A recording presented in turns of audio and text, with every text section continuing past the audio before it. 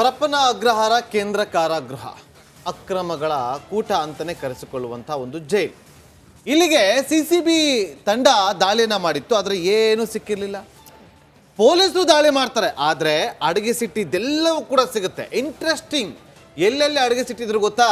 ಈ ರಿಪೋರ್ಟ್ ನೋಡಿ ಗೊತ್ತಾಗುತ್ತೆ.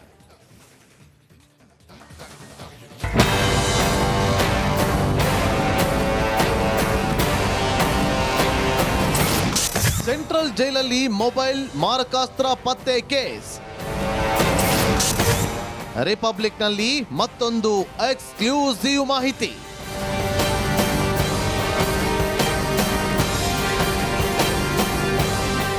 ಪರಪ್ಪನ ಅಗ್ರಹಾರದಲ್ಲಿ ಅಕ್ರಮ ಅವ್ಯವಹಾರಗಳು ನಡೆಯುತ್ತೆ ಅಂತ ಆರೋಪ ಕೇಳಿಬಂದಿತ್ತು. ಇದರ ಬೆನ್ನಲ್ಲೇ ಸಿಸಿಬಿ ದಾಳಿ ನಡೆಸಿದ್ರೂ ಏನೇನೂ ಸಿಕ್ಕಿರಲಿಲ್ಲ. ಇದರ ಬೆನ್ನಲ್ಲೇ ರೋಡಿಗಳು ತಮ್ಮ ಅಟ್ಟಹಾಸವನ್ನ ಮುಂದುವರೆಸಿದ್ದು, ದರ್ಶನ್ ಜೊತೆಗಿನ ರಾಜಾತಿಥ್ಯದ ಫೋಟೋ ವೈರಲ್ ಆಗಿತ್ತು. ಡಿ ಗ್ಯಾಂಗ್ನ ಬೇರೆ ಬೇರೆ ಜೈಲಿಗೆ ಶಿಫ್ಟ್ ಮಾಡಿದ ಮೇಲೆ ಪೊಲೀಸರು ದಾಳಿ ನಡೆಸಿದ್ದು, ಮೊಬೈಲ್ ಹಾಗೂ ಮಾರಕಾಸ್ತ್ರಗಳು ಖಾಕಿ ಕೈಗೆ ಸಿಕ್ಕಿದೆ. ಇದರ ಎಕ್ಸ್ಕ್ಲೂಸಿವ್ ಮಾಹಿತಿ ರಿಪಬ್ಲಿಕ್ ಕನ್ನಡಕ್ಕೆ ಲಭ್ಯವಾಗಿದೆ.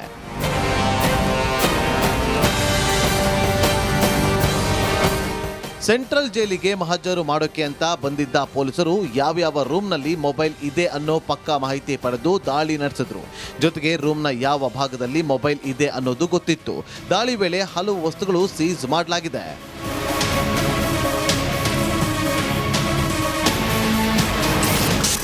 ವಿಲ್ಸನ್ ಗಾರ್ಡನ್ ನಾಗನ ರೂಮ್ ಮೇಲೆ ಖಾಕಿ ದಾಳಿ ಮಾಡಿತ್ತು. ನಾಗನ ರೂಮ್ ಪೈಪ್ನಲ್ಲಿ ಮೊಬೈಲ್ ಇದ್ದದ್ದು ಪತ್ತೆಯಾಗಿತ್ತು.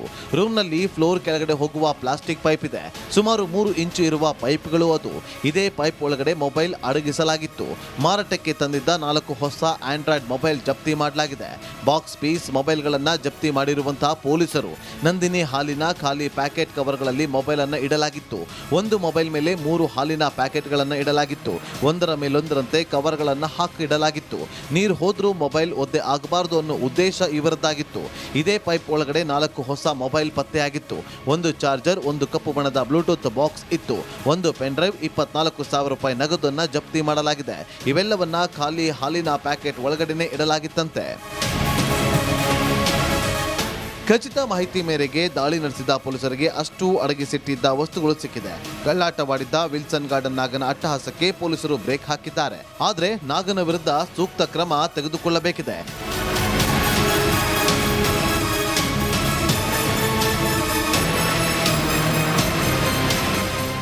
ಸುನಿಲ್ ಧರ್ಮಸ್ಥಳ, ರಿಪಬ್ಲಿಕ್ ಕನ್ನಡ, ಬೆಂಗಳೂರು.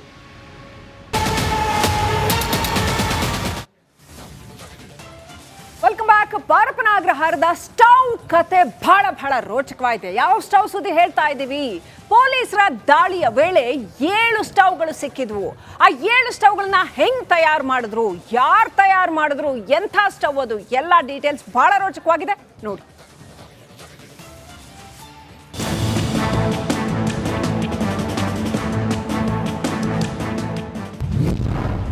ಪರಪ್ಪನ ಅಗ್ರಹಾರದ ಮತ್ತೊಂದು ಎಕ್ಸ್ಕ್ಲೂಸಿವ್.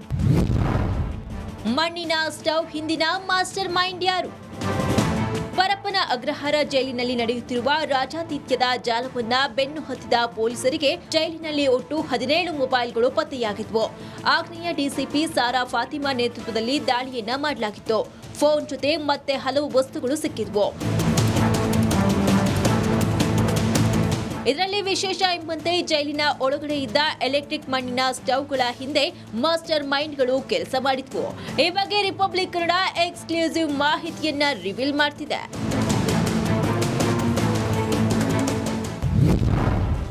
ಮಣ್ಣಿನ ಸ್ಟವ್ನ ಮಾಸ್ಟರ್ ಮೈಂಡ್.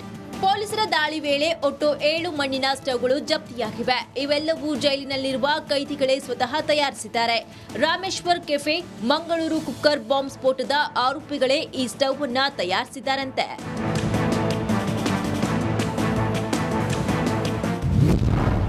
ಸ್ಟವ್ ತಯಾರಾಗಿದ್ದು ಹೇಗೆ? ಜೈಲಿನ ಸ್ಟೋರ್ ರೂಮ್ನಲ್ಲಿ ಸ್ಪ್ರಿಂಗ್ಗಳಿದ್ದು ಚಿಕ್ಕ ಕಲ್ಲುಗಳ ಜೊತೆ ಮಣ್ಣು ಹದ ಮಾಡ್ತಾರೆ. ಮಣ್ಣನ್ನ ಪ್ಲಾಸ್ಟಿಕ್ ಪಾತ್ರೆಯಲ್ಲಿ ಇಡಲಾಗುತ್ತೆ. ಗಟ್ಟಿಯಾದ ಬಳಿಕ ಪ್ಲಾಸ್ಟಿಕ್ ಪಾತ್ರೆ ಕತ್ತರಿಸ್ತಾರೆ. ಮಣ್ಣಿನ ಸ್ಟವ್ ಆಚೆ ತೆಗೆದು ಉಳಿದ ಕೆಲಸವನ್ನ ಆರಂಭಿಸುತ್ತಾರೆ. ಸ್ಟವ್ ಮೇಲ್ಭಾಗದಲ್ಲಿ ಸ್ಪ್ರಿಂಗ್ ಅಳವಡಿಸಲು ಶೇಪ್ ಕೊಡ್ತಾರೆ. ಸ್ಟವ್ ಕೆಳಭಾಗದಿಂದ 2 ವೈರ್ ಅಳವಡಿಕೆಯನ್ನ ಮಾಡ್ತಾರೆ. ಈ ವೈರ್ಗೆ 2 ಸ್ಕ್ರೂ ಅಳವಡಿಕೆಯನ್ನ ಮಾಡ್ತಾರೆ. ನಂತರ 2 ಸ್ಕ್ರೂಗೆ ಸ್ಪ್ರಿಂಗ್ ಕನೆಕ್ಟ್ ಅನ್ನ ಮಾಡ್ತಾರೆ. ಈ ಸ್ಪ್ರಿಂಗ್ ನ ಸ್ಟವ್ ಮೇಲ್ಭಾಗ ಜೋಡಣೆ ಮಾಡ್ತಾರೆ. ಸ್ಟವ್ ಕೆಳಭಾಗದ ವೈರ್ನ ತುದಿಗೆ ಸ್ವಿಚ್ ಕನೆಕ್ಟ್ ಮಾಡಿ ಆಗ ಆ ಸ್ಪ್ರಿಂಗ್ ಪೂರ್ತಿ ಬಿಸಿಯಾದ್ರೆ ಮೇಲಿರುವ ಪಾತ್ರೆ ಕಾಯುತ್ತೆ. ಇದರಿಂದ ತಮಗೆ ಬೇಕಾದನ್ನ ಆಹಾರವನ್ನ ಬೇಯಿಸಿಕೊಳ್ತಾರೆ. ಬಾಂಬರ್ಗಳು ತಯಾರಿಸಿದ ಒಟ್ಟು 7 ಸ್ಟವ್ಗಳನ್ನ ಪೊಲೀಸರು ಜಪ್ತಿ ಮಾಡಿದ್ದಾರೆ. ಈ ಸ್ಟವ್ ಕಥೆಯನ್ನ ಪೊಲೀಸರು ವಿಚಾರಣೆ ವೇಳೆ ಆರೋಪಿಗಳಿಂದ ಬಾಯ್ಬಿಡಿಸಿದ್ದಾರೆ. Sunil Dharmasthala, crime bureau, republic Kannada. Ganapati ವಿಸರ್ಜನೆ ಹಿನ್ನೆಲೆಯಲ್ಲಿ ಶಿವಮೊಗ್ಗ ನಗರದ ಪ್ರಮುಖ ರಸ್ತೆಯಲ್ಲಿ ಮಹಾದ್ವಾರಗಳನ್ನು ನಿರ್ಮಿಸಲಾಗಿತ್ತು. ಸಾಗರ ರಸ್ತೆಯ ಸರ್ಕ್ಯೂಟ್ ಹೌಸ್ ಬಳಿ ಹಾಕಿದ್ದ ಮಹಾದ್ವಾರದ ಫ್ಲೆಕ್ಸ್ ಗಾಳಿಗೆ ಮುರಿದು ಬಿದ್ದಿದೆ. ಸ್ವಲ್ಪದರಲ್ಲಿಯೇ ದೊಡ್ಡ ಅನಾಹುತವೊಂದು ತಪ್ಪಿದೆ. ಫ್ಲೆಕ್ಸ್ ಬಿದ್ದ ಹಿನ್ನೆಲೆ ಕೆಲ ಕಾಲ ವಾಹನ ಸಂಚಾರ ಸ್ಥಗಿತಗೊಂಡಿತ್ತು.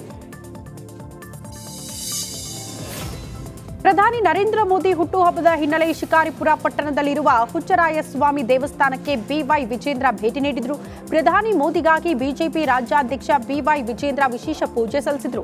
ಯಡಿಯೂರಪ್ಪ ಕುಟುಂಬದ ಆರಾಧ್ಯ ದೈವ ಹುಚ್ಚರಾಯ ಸ್ವಾಮಿ ದೇವಾಲಯದಲ್ಲಿ ಪೂಜೆ ಸಲ್ಲಿಸಿದರು. ರಾಘವೇಂದ್ರ ಸ್ವಾಮಿ ಮಠಕ್ಕೂ ಭೇಟಿ ನೀಡಿ ಆಶೀರ್ವಾದ ಪಡೆದುಕೊಂಡರು. ಸ್ಥಳೀಯ ಮುಖಂಡರು 15 ದಿನದ ಹಿಂದೆ ಆನೇಕಲ್ ಪುರಸಭೆ ಅಧ್ಯಕ್ಷ ಹಾಗೂ ಉಪಾಧ್ಯಕ್ಷ ಸ್ಥಾನಕ್ಕೆ ಚುನಾವಣೆ ನಡೆದಿತ್ತು. ಬಿಜೆಪಿ ಅಭ್ಯರ್ಥಿಯನ್ನ ಬಿಟ್ಟು ಕಾಂಗ್ರೆಸ್ ಸದಸ್ಯರ ಜೊತೆ ಕೈ ಜೋಡಿಸಿ ಅಧ್ಯಕ್ಷ ಗಾದಿಗೆ ಏರಿದ ಆನೇಕಲ್ ಪುರಸಭಾ ಅಧ್ಯಕ್ಷೆ ಸುಧಾ ವಿ ನಿರಂಜನ್ ಹಾಗೂ ಸದಸ್ಯ ಸುರೇಶ್ ವಿರುದ್ಧ ಬಿಜೆಪಿ ಕೆಂಡಕಾರಿತ್ತು. ಸ್ವತಃ ಚುನಾವಣೆಗೆ ಮುಂದೆ ನಿಂತಿದ್ದ ಬಿಜೆಪಿ ಬೆಂಗಳೂರು ನಾಗರಾಜ್, ಜಿಲ್ಲಾಧ್ಯಕ್ಷ ರಾಮಮೂರ್ತಿ ಹಾಗೂ ಕೇಂದ್ರದ ಮಾಜಿ ಸಚಿವ ಎ ನಾರಾಯಣಸ್ವಾಮಿಗೆ ತೀವ್ರ ಮುಜುಗರ ಉಂಟಾಗಿತ್ತು. ಈ ಹಿನ್ನೆಲೆ ಸುಧಾ ಹಾಗೂ ಸುರೇಶ್ ಬಾಬು ಅವರನ್ನ 6 ವರ್ಷಗಳ ಕಾಲ ಭಾರತೀಯ ಜನತಾ ಪಾರ್ಟಿಯಿಂದ ಉಚ್ಚಾಟನೆ ಮಾಡಲಾಗಿದೆ ಅಂತ ಸಿಕೆ ರಾಮಮೂರ್ತಿ ಪ್ರಕಟಣೆಯಲ್ಲಿ ತಿಳಿಸಿದ್ದಾರೆ. ರೇಣುಕಾಸ್ವಾಮಿ ಕೊಲೆ ಆರೋಪದಲ್ಲಿ ಜೈಲು ಪಾಲಾಗಿದ್ದ ಡೆವಿಲ್ ಗ್ಯಾಂಗ್ಗೆ ಮತ್ತೆ ನ್ಯಾಯಾಂಗ ಬಂಧನ ವಿಸ್ತರಣೆಯಾಗಿದೆ. ಸೆಪ್ಟೆಂಬರ್ 30ರವರೆಗೆ ಎಲ್ಲ ಆರೋಪಿಗಳ ನ್ಯಾಯಾಂಗ ಬಂಧನ ವಿಸ್ತರಣೆಗೊಂಡಿದೆ. 24ನೇ ಎಸಿಎಂಎಂ ಕೋರ್ಟ್ಗೆ ವಿಡಿಯೋ ಕಾನ್ಫರೆನ್ಸ್ ಮೂಲಕ ಹಾಜರಾಗಿದ್ದು, ಇದೀಗ ನ್ಯಾಯಾಂಗ ಬಂಧನ ವಿಸ್ತರಿಸಿ ನ್ಯಾಯಾಧೀಶರು ಆದೇಶ ಹೊರಡಿಸಿದ್ದಾರೆ. ದರ್ಶನ್ ಪರ ವಕೀಲರು ಆಪ್ತರ ಭೇಟಿಗೆ ಅವಕಾಶ ಕೇಳಿದ್ದು, ಜೈಲಲ್ಲಿ ಯಾವುದೇ ಸವಲತ್ತುಗಳನ್ನು ನೀಡ್ತಾ ಇಲ್ಲ ಅಂತ ನ್ಯಾಯಾಧೀಶರ ಎದುರು ಮನವಿ ಮಾಡಿಕೊಂಡಿದ್ರು. ಫ್ಯಾಮಿಲಿ, ಫ್ರೆಂಡ್ಸ್ ಭೇಟಿಗೆ ಅವಕಾಶ ಕೊಡಿ, ಅಗತ್ಯ ವಸ್ತುಗಳನ್ನು ನೀಡಿ ಅಂತ ಜೈಲಧಿಕಾರಿಗಳಿಗೆ ನ್ಯಾಯಾಧೀಶರು ಸೂಚನೆ ಕೊಟ್ಟಿದ್ದಾರೆ. ಬಳ್ಳಾರಿ ಸೆಂಟ್ರಲ್ ಜೈಲಿನಲ್ಲಿರೋ ಕೊಲೆ ಆರೋಪಿ ದರ್ಶನ್ಗೆ ಅಸಭ್ಯ ವರ್ತನೆ ನಿಲ್ಲಿಸುವಂತೆ ವಕೀಲರು ಸಲಹೆ ನೀಡಿದ್ದಾರಂತೆ. ಮೊನ್ನೆಯಷ್ಟೇ ಮಾಧ್ಯಮಗಳ ಕ್ಯಾಮೆರಾ ಕಂಡು ದರ್ಶನ್ ದುರ್ವರ್ತನೆ ತೋರಿದ್ರು. ಅಲ್ಲದೆ ಟಿವಿ ಸೇರಿದಂತೆ ಪದೇ ಪದೇ ಇತರೆ ಸೌಲಭ್ಯಕ್ಕೆ ಜೈಲು ಸಿಬ್ಬಂದಿ ಹಾಗೂ ಜೈಲಧಿಕಾರಿಗಳ ಜೊತೆಗೂ ಕಿರಿಕ್ ಮಾಡ್ತಿದ್ರು. ಹೀಗಾಗಿ ದಾಸನಿಗೆ ವಕೀಲರು ನೀತಿ ಪಾಠ ಹೇಳಿದ್ದಾರಂತೆ. ಜೈಲಲ್ಲಿ ಕಾಂಟ್ರವರ್ಸಿ ಮಾಡ್ಕೊಳ್ಬೇಡಿ ಅಂತ ಸಲಹೆ ಕೊಟ್ಟಿದ್ದಾರಂತೆ. ಪದೇ ಪದೇ ಕಿರಿಕ್ ಮಾಡ್ಕೊಂಡ್ರೆ ಬೇಲ್ಗೆ ಸಮಸ್ಯೆ ಆಗುತ್ತೆ, ಕಾನೂನು ಹೋರಾಟಕ್ಕೆ ತೊಡಕಾಗುತ್ತೆ ಅಂತ ಫೋನ್ ಮೂಲಕ ವಕೀಲರು ಎಚ್ಚರಿಕೆ ಕೊಟ್ಟಿದ್ದಾರಂತೆ. ಬಳ್ಳಾರಿ ಜೈಲಲ್ಲಿ ಕಂಬಿ ಎಣಿಸ್ತಾ ಇರುವ ದಾಸನಿಗೆ ಟಿವಿ ಭಾಗ್ಯ ಸಿಗಲಿದೆ. ಆರೋಪಿ ದರ್ಶನ್ ಇರೋ ಸೆಲ್ಗೆ ಇವತ್ತು ಜೈಲಧಿಕಾರಿಗಳು ಟಿವಿ ಅಳವಡಿಸಲಿದ್ದಾರೆ. ವಾರದ ಹಿಂದೆ ದರ್ಶನ್ ಟಿವಿಗೆ ಬೇಡಿಕೆ ಇಟ್ಟಿದ್ರು. ಈ ಮೊದಲು ನೀಡಿದ್ದ ಟಿವಿ ಸೌಂಡ್ ಬರ್ತಾ ಇಲ್ಲ, ಸ್ಕ್ರೀನ್ ಸರಿಯಾಗಿಲ್ಲ ಅಂತ ದೂರಿದ್ರು. ಇದೀಗ ಹೈಯರ್ ಕಂಪನಿಯ 32 ಇಂಚಿನ ಟಿವಿ ರಿಪೇರಿ ಮಾಡಿಸಿ ದರ್ಶನ್ ಸೆಲ್ಗೆ ಅಳವಡಿಕೆ ಮಾಡಿಸಲಿದ್ದಾರೆ.